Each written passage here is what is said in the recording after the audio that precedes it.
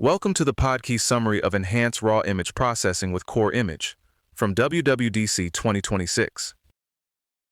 Apple's RAW pipeline just took a pretty meaningful step up.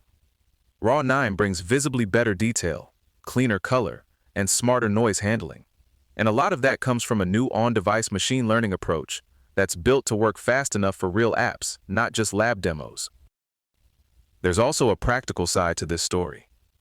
Developers have to opt in, some old tuning knobs are going away, and Apple's added a bunch of performance tools, so editing and export don't turn into a memory bonfire.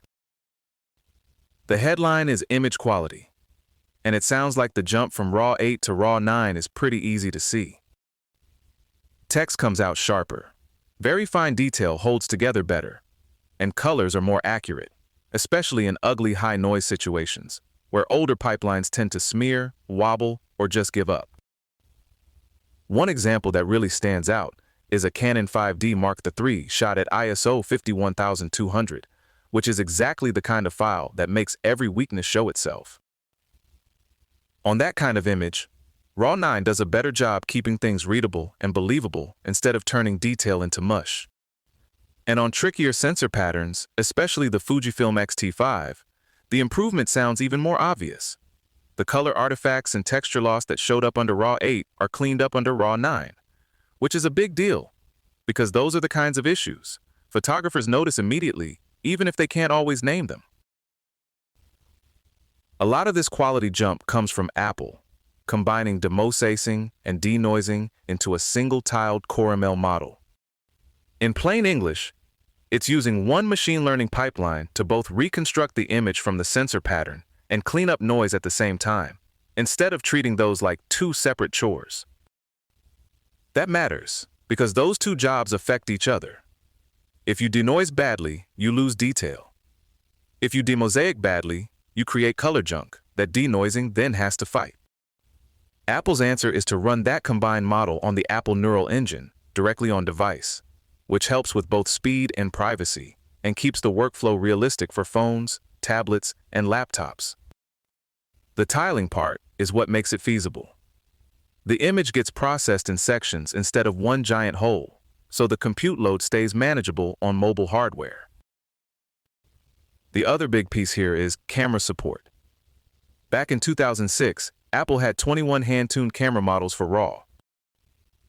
Now the number is 784 models across all the major vendors, and that includes Apple ProRAW from iPhone cameras too. That's a huge shift from a small curated list to something much more like a broad platform. And the supported camera list can be updated over the air through OS updates, which is quietly one of the nicest parts of the whole thing. If a new camera model gets RAW 9 support, developers don't need to push an app update just to catch up. The operating system handles the list, and the app can benefit automatically.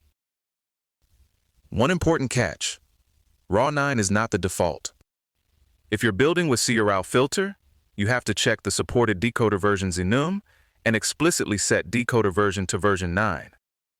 So this is not one of those upgrades where everybody wakes up better by accident. Apps need to choose it.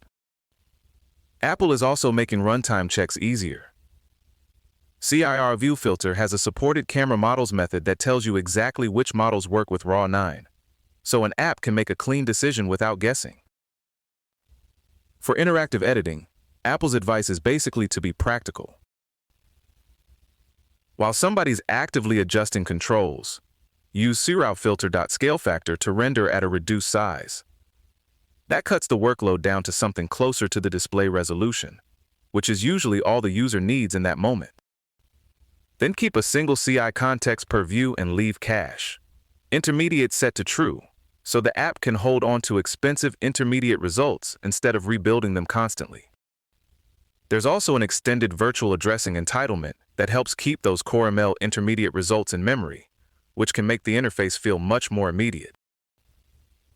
That's the difference between an editor that feels fluid and one that makes you wonder whether your laptop needs a snack and a nap.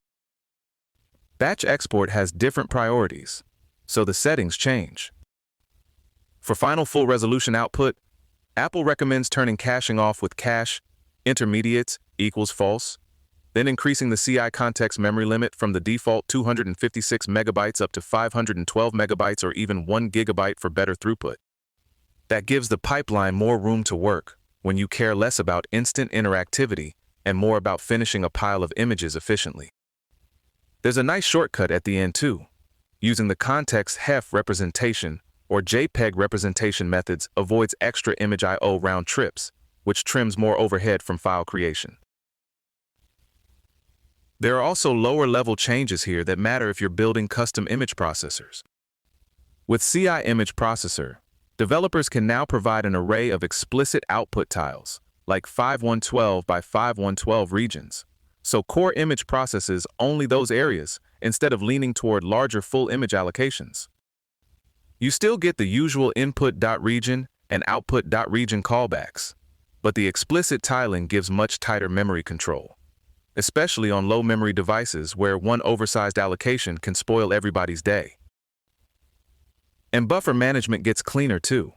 The new CI Image Processor Output API lets a processor request a reusable temporary CV pixel buffer by identifier. Core Image will recycle those buffers automatically across tiles, which cuts down allocation churn and removes the need for a bunch of manual cleanup. RAW 9 also retires a few old adjustment habits. Color noise reduction amount no longer does anything, because the new Core ML model handles color noise internally. And detail. Amount plus more reduction amount are removed entirely. That may annoy anyone who likes having a lot of knobs, but Apple's basic message is that the underlying model is doing a better job on its own. So manual patch-up controls are less necessary than they used to be. So the short version is better image quality, broader camera support, and a much more modern path for getting heavy raw processing onto real devices without everything grinding to a halt. If you're a developer, there's a little homework in the opt-in and performance tuning. If you're a photographer, the nice part is simpler.